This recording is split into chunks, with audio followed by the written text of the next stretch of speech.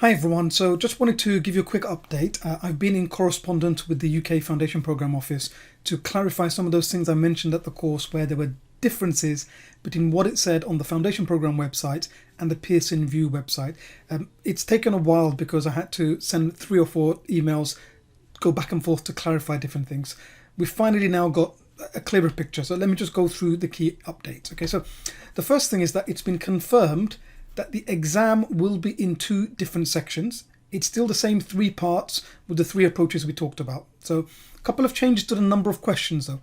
So section 1 of the exam is 70 minutes and that includes part 1 and part 2. So the ratings questions, still 18 scenarios, each with somewhere between 4 and 8 actual stems. So about 114 stems in total. It's about 450 marks there. Part 2, the multiple choice. So these are the ones where you select 3 from 8. Previously, the information available on the UKFPO website was that there are going to be 20 scenarios. The latest update is there will be 19 scenarios. Okay.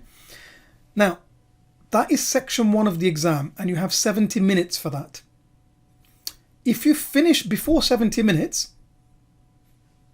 and move on to section 2, which are the ranking questions, you cannot then come back and look over, check, change, or access in any way any of the questions in part 1 or part 2. So essentially, you're going to sit an exam with 2 separate papers, if you like. Paper 1 has the ratings and multiple choice questions. Then there's an optional 10-minute break.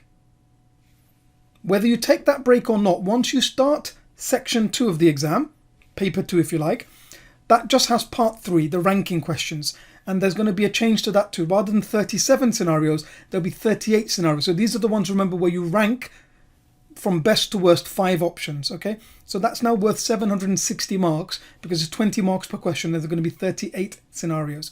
So just to recap, essentially there's 2 completely separate parts to your exam and the timing is separate for each one. So section 1 is 70 minutes. Then there's a 10-minute gap. If you want to take a break, you can.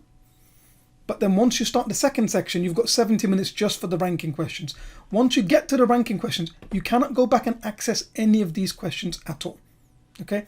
Now, because of the slight change, i.e. there's 1 less scenario here, 1 more scenario here, I've updated the optimum timing summary that I gave you at the course. So let's just recap that. So SJT section 1 hasn't changed, but because previously, I'd based the optimum timing on that you could split your timing across all 3 sections. Now, you've got 70 minutes for the first 2, 70 minutes for the last part. I've updated that slightly. So part 1, ratings, 18 scenarios, about 114 stems. Standard timing, you've got 39 minutes. For optimum timing, you should spend 39 minutes on this. So stem 1, within each of those 18 scenarios, the first stem is the one where you read the scenario. Spend about 50 seconds on that. And then after that, for each subsequent question, remember the scenario stays the same. You're just reading the bit at the bottom, the actual bit that you're going to rate, about 15 seconds each for that.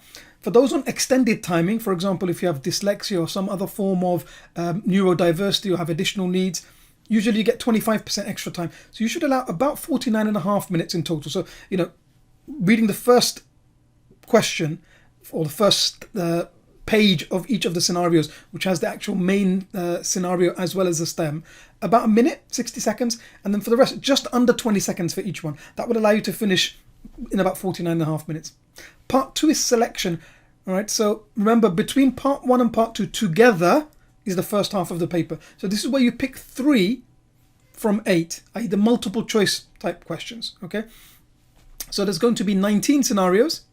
All right, so you've got 31 minutes for standard timing to do all of those. So about a minute and a half, then make your decision. And then it'll take you probably a couple of seconds to actually click the 3 that you want. Okay. At that pace, you'll just finish the exam, as that 70 minutes is up. Okay. For extended timing, if you've used about 49.5 minutes for these questions, you'll have about 38 minutes for this. That makes timing a bit easier. Just 2 minutes per scenario. 19 scenarios. You'll finish the last one just as the buzzer sounds. Okay. Then take your break. Your 10 minutes, then part 3, ranking, 38 scenarios, you've got 70 minutes for standard timing, so that's a minute 50 for each one. For extended timing, you've got 87.5 minutes, that gives you about 2 minutes 15 seconds for each one. Okay, so I hope that's helpful just as an update. So just to clarify, the main changes are, it's going to be 1 less scenario in the selection or multiple choice where you pick 3 from 8. one more scenario than previously mentioned in the ranking. So 38 scenarios. But these two together, the ratings and the selection, are, if you like, one paper, 70 minutes for standard timing, 87.5 minutes for extended timing. Then there's the 10-minute break.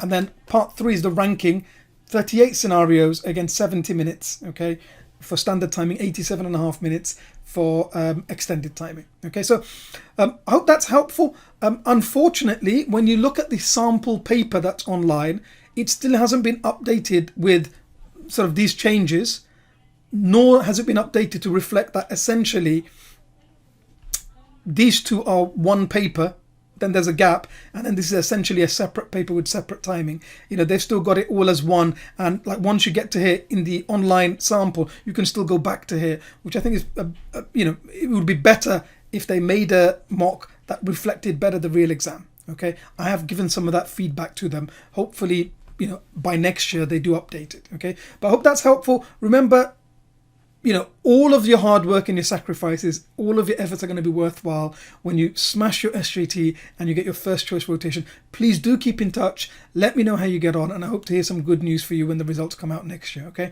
any questions, you can always email me. All the best. Prepare and you will succeed. Thank you so much.